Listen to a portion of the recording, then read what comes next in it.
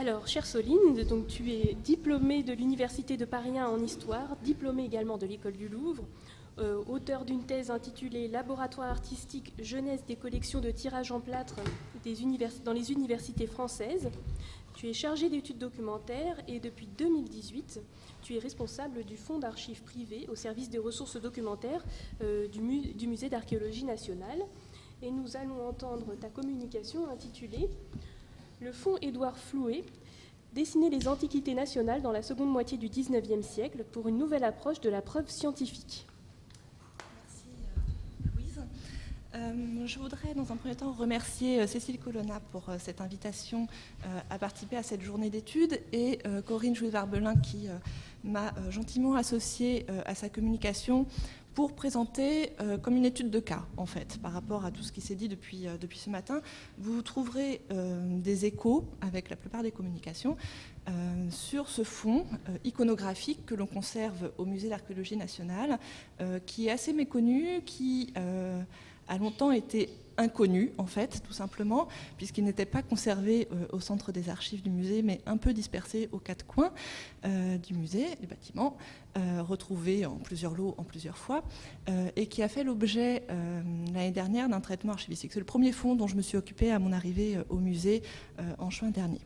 Donc voilà, je vais vous faire un peu une présentation de ce fonds, et pour ne rien gâcher au plaisir, voici à quoi ça ressemble. Donc vous avez ici une petite vingtaine de planches, comme vous pouvez le voir. Au total, nous en avons aujourd'hui recensé 750 sur un total initial, puisqu'on a retrouvé la mention du don de ce fonds aux Archives nationales. Le fonds initial comprenait 982 planches. Donc il reste encore un petit travail d'enquête à mener au musée.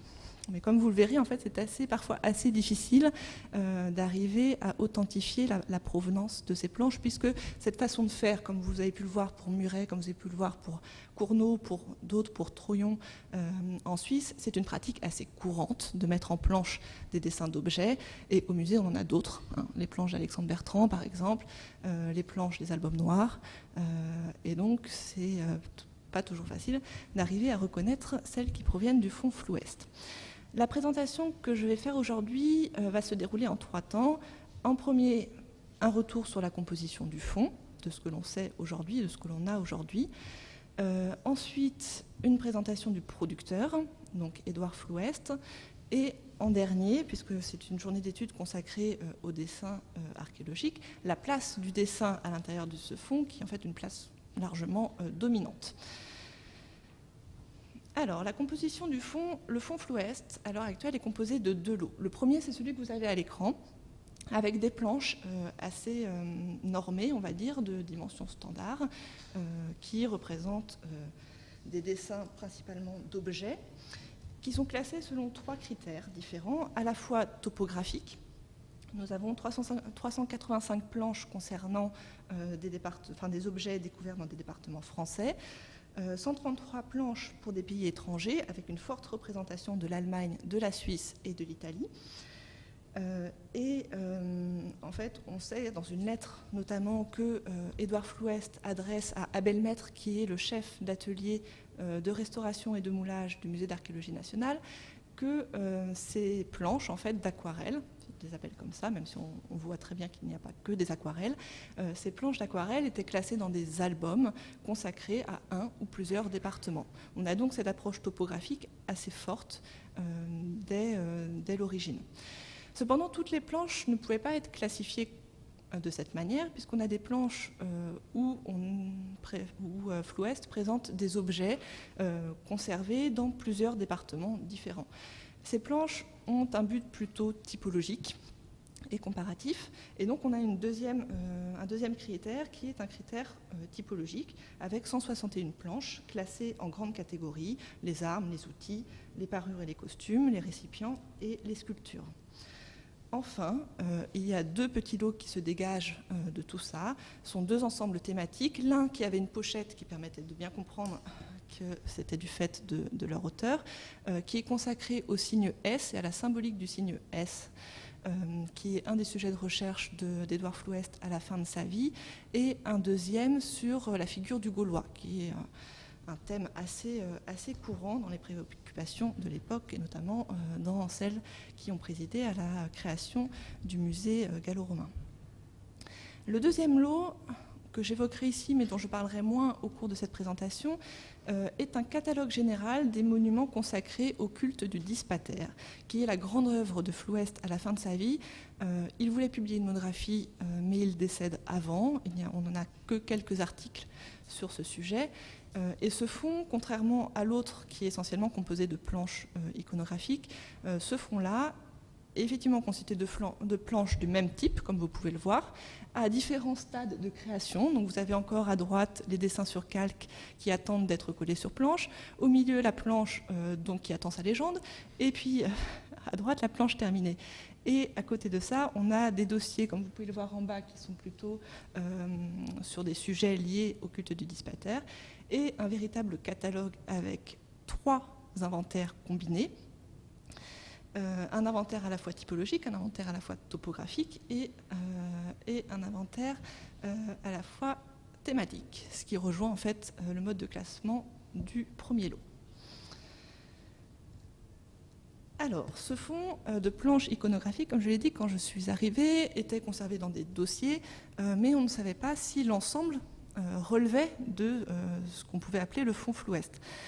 On a de multiples indices qui permettent en fait d'attester l'origine des planches, notamment des signatures. Floest était assez soucieux de préserver la paternité de ses dessins, et donc on a une signature généralement celle que vous voyez au milieu EDF, mais parfois EF. On a quelques monogrammes différents.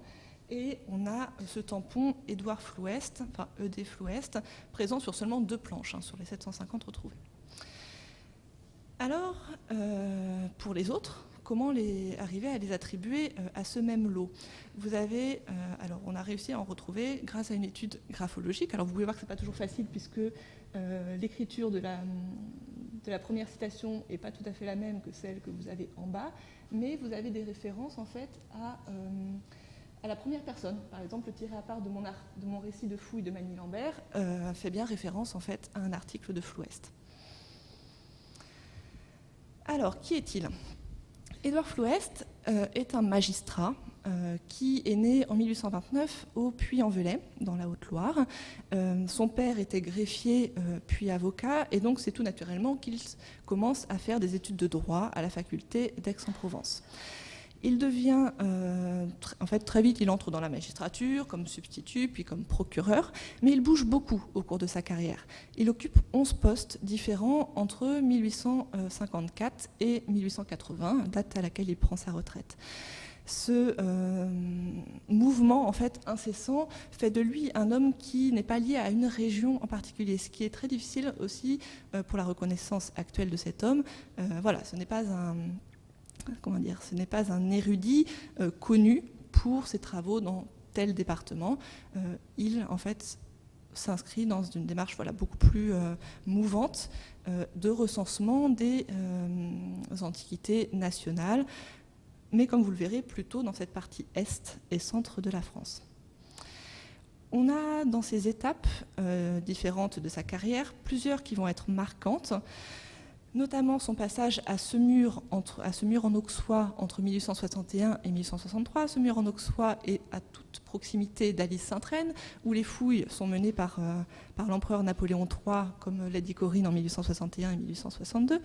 Et vous le verrez dans cette superbe planche consacrée aux armes recueillies dans la plaine au-dessous d'Alys, l'intérêt déjà très vif d'Édouard Floest pour les découvertes qui sont faites sur le territoire. Ensuite, il s'en va à Chalon-sur-Saône entre 1863 et 1867, et il est le premier, considéré comme l'inventeur du site de Chassey, de l'oppidum de Chassey, qu'il fouille en 1864. Il en fait sa première monographie qui lui vaudra dès 1866 d'être intégré à la commission de la topographie des Gaules comme correspondant en région.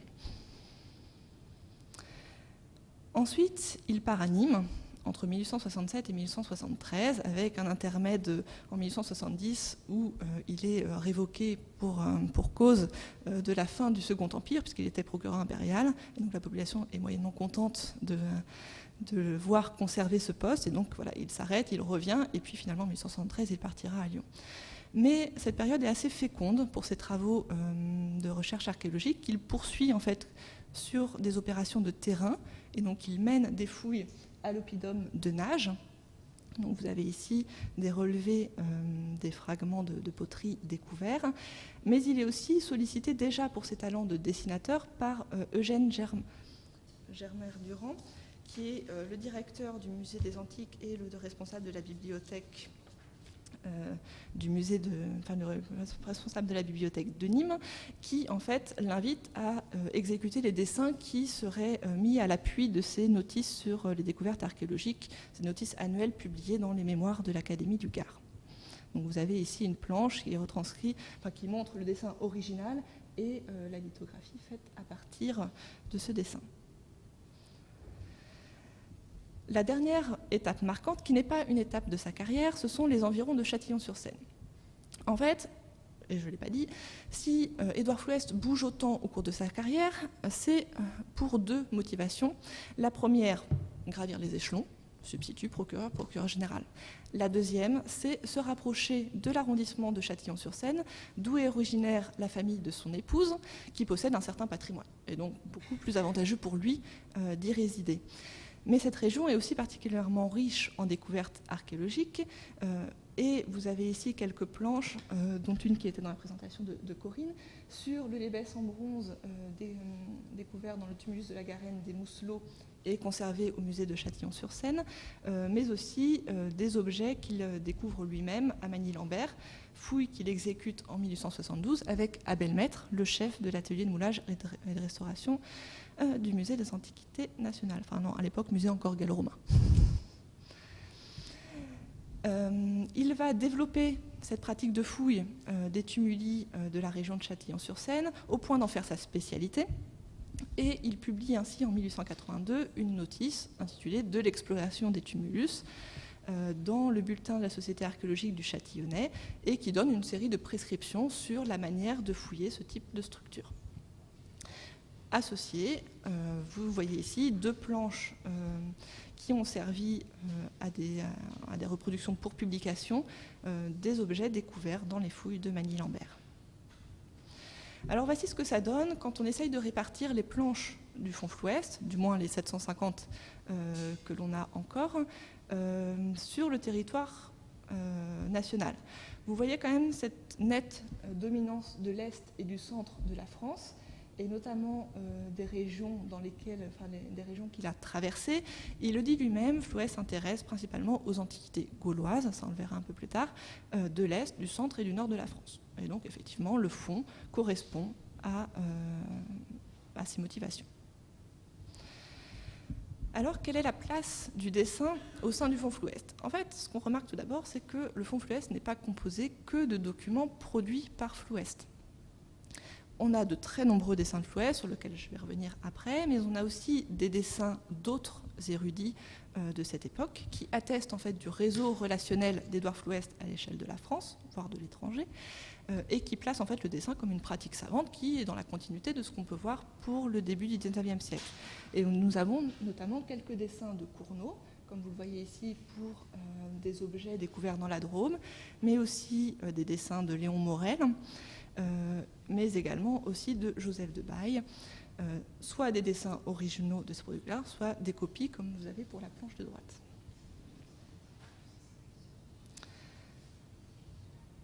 Alors, que sait-on des conditions de réalisation de ces dessins ? C'est la question qui se posait aussi pour Muret ce matin. Et alors, pour Floest, du coup, on en a quelques éléments. On en a quelques éléments à travers la riche correspondance que nous conservons au Musée d'archéologie nationale, puisqu'il était très lié à ce musée. Parce que pour lui, en fait, l'archéologie nationale devait être une opération centralisée dans une institution. C'est-à-dire qu'il était contre la pratique des collectionneurs, ce qui fait qu'il n'a jamais été collectionneur lui-même, Il avait conservé chez lui des objets qu'il avait découverts dans ses propres travaux de terrain, mais il n'a jamais collecté des objets sur les ventes, dans les marchés ou auprès d'autres personnes. Pour lui, l'objet devait avoir sa place dans un musée, et qui plus est, un musée d'envergure nationale, pour restituer au mieux cette histoire, cette histoire ancienne de la France. La plupart, enfin non, pas la plupart, les dessins sont produits de deux manières. Nous avons des dessins d'après nature que l'on peut reconnaître en fait avec des mentions d'après nat ou ad nat présents sur certains dessins. Et donc, et dans ces lettres aussi, il fait état de campagnes de dessin dans tel ou tel musée, notamment à Langres, à Épinal, et on peut mettre en relation en fait ces citations avec la production que nous avons. Mais nous avons aussi des reproductions d'après des publications. Comme vous voyez ici, une des très nombreuses planches faites d'après l'ouvrage d'Edmond Tudeau sur les figurines gauloises, mais également des reproductions d'après des documents d'archives et manuscrits, ce qui permet en fait de voir qu'il avait une très bonne connaissance des fonds à la fois de la Bibliothèque nationale de France et aussi du Musée d'archéologie nationale. Vous avez ici des reproductions de planches d'albums de Cournot qui sont conservées à la BNF. Vous pouvez le voir pour les trois lances qui sont les plus à droite, qui sont exactement les mêmes que les trois premières, enfin exactement les mêmes à quelques coloris près. Et là, un autre exemple pour les deux dessins figurés en bas qui représentent les deux dessins figurés en haut sur la planche de Cournot. Donc vous voyez en fait une copie mais assez libre et une recomposition des planches pour le format que lui prévoit pour sa collection, puisque les planches de Flouès sont toutes exactement du même format, à peu près 23 x 29 cm. Mais nous avons aussi des reproductions d'après photographie, c'est plus curieux, puisqu'on pourrait se dire qu'à partir du moment où il a la photographie, il n'a pas besoin d'avoir le dessin. Mais si, il écrit au musée d'archéologie nationale pour que le musée lui envoie des photographies, alors avec des dimensions très très précises, afin qu'il puisse copier tel quel, le décalquer tel quel et en faire un dessin. Et vous avez ici une planche photo dont malheureusement je n'ai pas le dessin dans le fond Flouès, mais dont on peut voir, alors pas sur la vue présentée telle quelle, mais en lumière rasante, on peut voir les points d'appui du crayon de Flouès au moment où il a décalqué la photo, mais vous avez encore des traces de scotch ou de fixation en haut qui permettaient de caler le calque. Parce qu'on a de très très nombreux dessins sur calque qui ont ensuite été collés sur ces planches. Et ceci est un faux exemple où on a à la fois la photographie et le dessin, puisque la photographie, je dis faux exemple parce qu'en fait ce n'est pas exactement la même échelle, donc il n'a pas décalqué tel quel l'œuvre, enfin la photographie, mais il a pu effectivement prendre la photographie pour modèle pour en faire son dessin à côté. Alors, la place du dessin, nous avons en fait un processus en plusieurs étapes pour les dessins de Flouest. Alors, nous avons quelques dessins au crayon à papier, mais qui sont très peu nombreux. Vous en avez ici 3 exemples d'objets conservés à la bibliothèque de Nîmes et au musée de Nîmes, de dessins au crayon avec des ombres portées assez finalisées. Et vous avez déjà cette approche où on a à la fois le dessin et la légende. C'est une caractéristique chez Flouest, il n'y a aucun dessin sans légende. Mais plus régulièrement, on observe plutôt des dessins à l'encre de Chine et des dessins à l'aquarelle. Et vous avez ici 2 fois le même objet dans l'une et l'autre des techniques. La mise en planche de ces dessins est systématique et lui permet en fait de se faire un album documentaire, un musée de papier. Donc les dessins sont collés sur ces planches cartonnées et automatiquement légendés, avec un certain nombre d'informations sur lesquelles je vais revenir très bientôt. Et ensuite, alors quel est le classement de Flouest ? Les dessins, comme vous pouvez le voir, en fait, sont des planches qui ne sont pas reliées. Même si Flouest parle dans sa correspondance d'albums, d'aquarelles, en fait, il faut plutôt voir ça comme des dossiers avec une compilation de planches.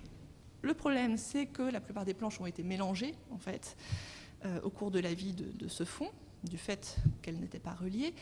Et donc, il est aujourd'hui difficile d'arriver à retrouver le classement initial du producteur. On en a quelques indices sur quelques planches, mais c'est assez rare, notamment des titres soit typologiques, comme le rasoir, soit topographiques, comme à droite une planche consacrés à Alise et à Nan Soutil, mais parfois mixtes, comme Rasoir Côte d'Or. Alors, quels sont les éléments qui importent à Flouest pour ces dessins ? En premier, l'indication de l'échelle, qui n'est pas toujours systématique. La plupart des éléments ne sont pas systématiques, mais se retrouvent assez fréquemment. L'échelle qui peut être notée de différentes manières. Vous avez sur la photo de gauche l'indication grandeur d'exécution. Vous avez sur l'image centrale une flèche, en fait, un déroulé qui précise la hauteur du vase. Et puis sur celle de droite, qui n'est pas un dessin mais une photographie, la mention dans la légende des différentes mesures de l'objet. La couleur est une des spécialités d'Édouard Flouest, qui est loué pour ses talents d'aquarelliste à l'époque. Donc vous pouvez voir, en fait, de nombreux dessins sont colorisés. Alors c'en est parfois gênant quand il se permet de coloriser des dessins qui sont copiés d'après des planches en noir et blanc de certaines publications. Donc il y a une certaine liberté dans le choix des coloris. Ensuite, des éléments qui sont pour lui indispensables, ce sont l'identification, la provenance des objets, puisqu'on a vraiment un souci de la provenance qui peut se matérialiser soit en bas de la planche, comme vous pouvez le voir à gauche pour des planches assez simples consacrées à un ensemble bien précis d'œuvres, soit au gré des objets, sur des planches un peu composites, consacrées à des objets qui sont conservés dans des lieux différents et qui proviennent de sites différents. On a généralement la présence de renvois bibliographiques à de nombreuses publications périodiques. Donc là, on est capable de voir les sources en fait, de ces dessins, les sources en fait, de sa connaissance. On retrouve très fréquemment la revue archéologique, on retrouve très fréquemment les bulletins de la Société nationale des antiquaires de France, à laquelle il appartenait et à laquelle il devient membre résident à la fin de sa carrière, enfin à la fin de sa vie, quand il déménage, ah oui, je ne l'avais pas dit, mais après avoir pris sa retraite en 1880 de la magistrature, il déménage à Paris et devient directeur de l'antenne parisienne de la compagnie d'assurance La France. Et du coup, il devient par la même occasion membre résident de la Société nationale des antiquaires de France. Il fréquente les cours d'Alexandre Bertrand à l'école du Louvre et il fréquente aussi assidûment le musée d'archéologie nationale. La datation du dessin est très rare, mais permet du coup de retracer certains de ses déplacements chez des collectionneurs, dans des musées, et du coup de permettre de vérifier si les dessins sont faits d'après nature ou d'après publication. Et enfin, comme il copie beaucoup de dessins d'autres personnes, il a un souci de désigner la paternité de l'œuvre, et vous avez ici une planche de la série de copies de dessins de Léon Allègre. Léon Allègre, qui était le fondateur du musée de Bagnoles et qui avait répondu à un concours de l'Académie du Gard pour un recueil de monuments mégalithiques de la région, concours qui a été lancé en 1865 et qui devait conduire à une publication des dessins avec commentaires, publication qui n'a pas lieu quand, en 1869, il prête temporairement l'ensemble de ses dessins à Édouard Flouest pour qu'il en copie les plus intéressants. Et donc on a plusieurs vues comme ça de monuments mégalithiques. Alors pour finir, que peut-on dire de l'objet représenté dans ces dessins, enfin dans ces planches ?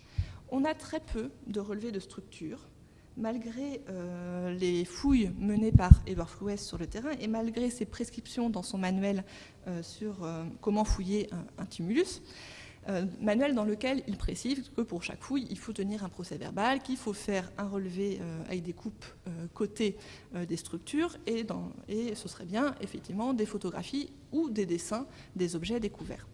Dans le fonds que nous conservons au musée d'archéologie nationale, il y a donc très très peu de relevés de structures et qui en général ne sont pas originaux.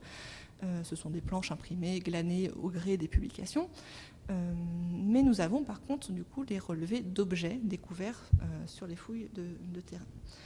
Ce sont principalement des objets du territoire national, comme vous avez pu le voir dans la carte de la France de répartition des planches, puisque Édouard Flouest appartient à ces érudits qui, au milieu du siècle, considèrent qu'on a trop longtemps délaissé l'archéologie nationale au profit de l'archéologie gréco-romaine et qu'il est du coup temps de s'intéresser à ces objets. Les planches... C'est la fin ?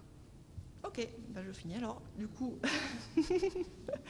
comme je vous l'ai dit, c'est principalement l'Antiquité gauloise qui est de mise, même si nous avons quelques planches qui concernent ce qu'il appelle les temps primordiaux et d'autres qui concernent plutôt les antiquités mérovingiennes. Le dessin prime sur la photo, encore à cette époque-là, même si la photo s'est bien développée et est déjà utilisée pour les fouilles archéologiques. Nous avons des objets étrangers, comme je l'ai dit, mais principalement dans un but comparatif, et notamment liés aux travaux de Charles Cournot en Suisse, en Allemagne et en Autriche, et aussi à l'intérêt de Flouest pour l'Italie. Et oui, bon, ça c'était quelques réflexions sur l'exactitude des dessins, mais on passera très vite. Notamment, vous pouvez voir une certaine liberté dans la copie ou dans la couleur. Et pour les usages, eh bien, ce sera pour une prochaine fois. Sauf si vous avez une question, et dans ce cas, j'y réponds.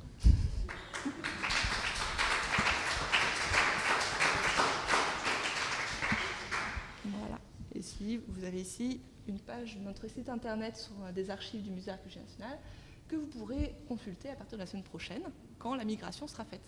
Mais ça donne ça, à peu près, avec une intégration de l'instrument de recherche du fond et d'une 2 ou 3 dizaines de planches numérisées. Merci infiniment Soline et bravo pour cette présentation des résultats de cette enquête si scrupuleuse qui ressuscite l'intéressante figure d'Édouard Flouest et nous présente l'une de ses richesses qu'évoquait Corinne Jouisse-Barbelin. Alors y a-t-il des questions pour Soline Morinière dans la salle ?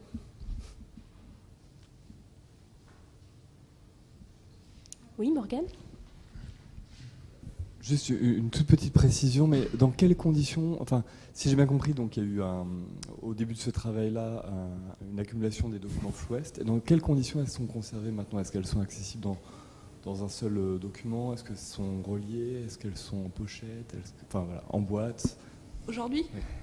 Alors, en fait, ce que je n'avais pas dit, mais qui était dans ma conclusion, le fonds Flouest a été donné en fait, par la fille de Flouest 1 an après sa mort, et qui perdure en fait la volonté de Flouest d'avoir une centralisation de la recherche archéologique au Musée d'Archéologie nationale.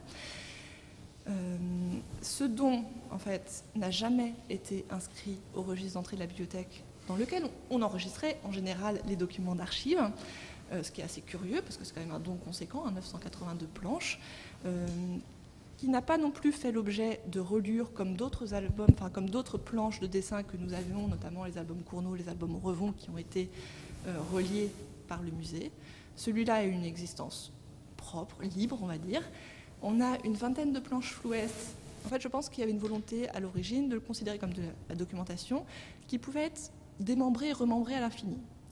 Et donc, il y a eu cette volonté, on a 20 planches du fond qui ont intégré les albums noirs que Corinne a présenté, qui étaient classés par topographie.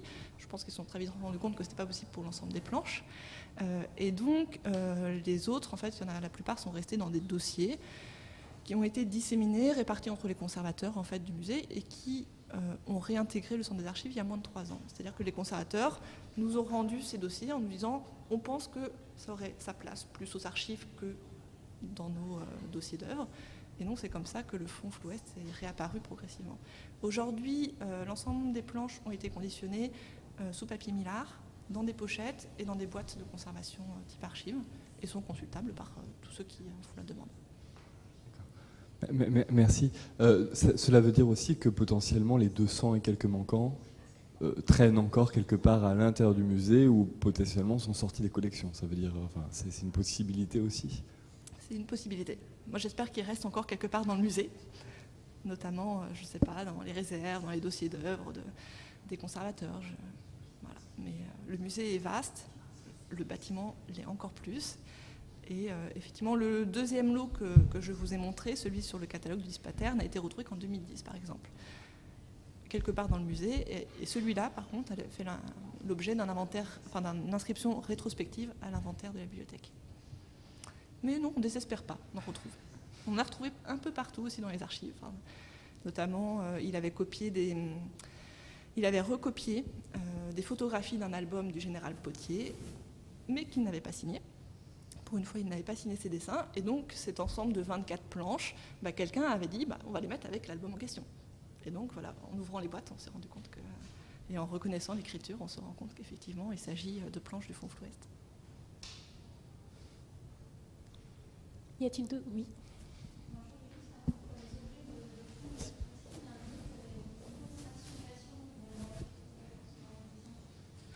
Pas du tout. Il indique le site. Voilà. Le site, parfois l'année du dessin en général, pas forcément l'année de découverte, mais non. Même quand c'est lui, comme vous avez vu pour la planche de l'oppidum de nage, je ne sais pas si je vais la retrouver.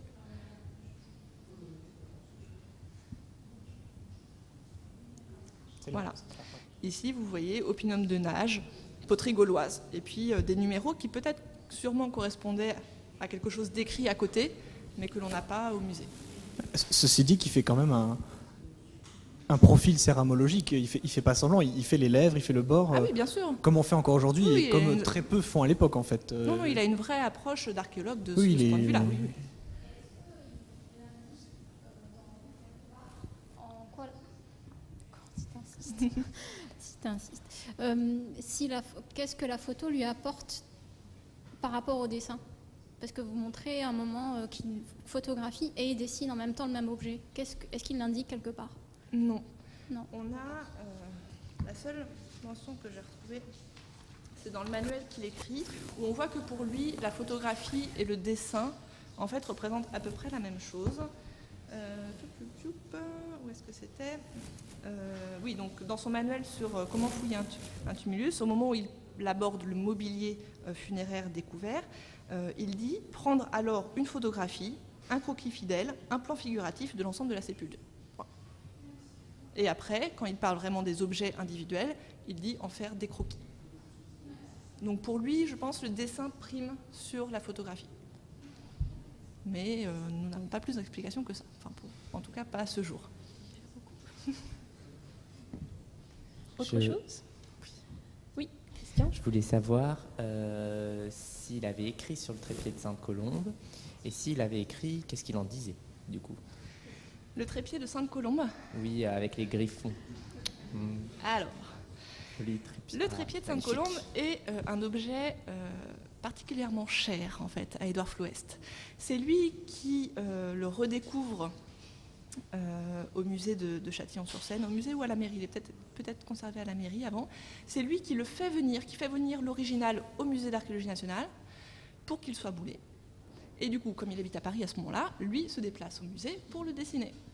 En fait, c'est assez amusant de voir qu'en fait, il utilise aussi le musée des Antiquités nationales comme un lieu de rassemblement des objets, pas forcément pour qu'ils y restent, mais souvent pour qu'ils y soient moulés et qu'ils soient représentés dans les collections du musée.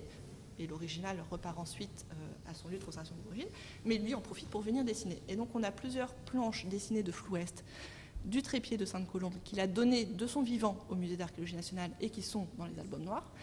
Et on a aussi cette photographie et plusieurs dessins qu'il avait dans son fond sur le trépied. Et du coup, si tu as travaillé sur ce dossier, est-ce que ces dessins sont utilisés ensuite par les chercheurs du musée parce que notamment c'est assez rare tous ces détails de l'armature, du bronze, tout ça. Est-ce que c'est utilisé ensuite pour travailler sur les techniques des bronzes grecs Ça, je ne peux pas dire. Je sais que Flouest avait été sollicité par Alexandre Bertrand pour faire des dessins présentés dans la muséographie. Mais on n'a pas le détail de ce qu'il lui est demandé.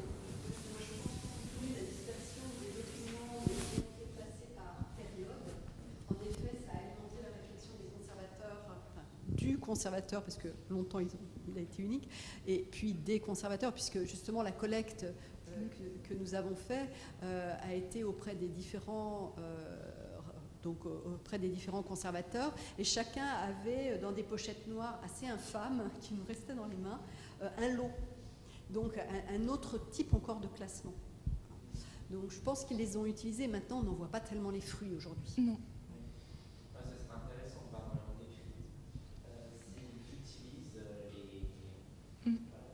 Mais ce qui est assez fascinant, et ce que vient de dire Céline, c'est que beaucoup de ces planches vont ensuite être tirées en grand pour être l'appareil muséographique que j'ai évoqué tout à l'heure. Toutes ces recherches convergent vers la présentation et éduquer le public. Oui, Salomon Reynac, dans un de ses catalogues du musée, mentionne le travail de Floest. On sait que Floest avait permis à Émile Cartaillac, notamment, d'accéder à sa documentation quand il était encore vivant. Et lui utilisait régulièrement ces planches dans ses interventions à la Société nationale des antiquaires de France, dans ses présentations au CTHS. Et en fait, voilà, on donnait beaucoup à ceux qui lui en faisaient la demande. Après, sur ce dossier en particulier-là, je n'ai pas travaillé de manière aussi poussée pour savoir quel était l'impact de chaque planche de Floest, mais ce serait effectivement très intéressant, et notamment sur cet objet qui est assez bien représenté dans le fond.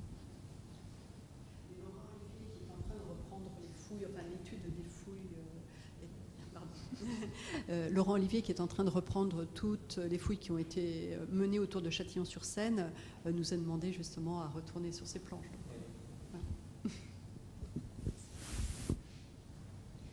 Merci beaucoup. Donc, je crois qu'on peut refermer ce passionnant chapitre Man.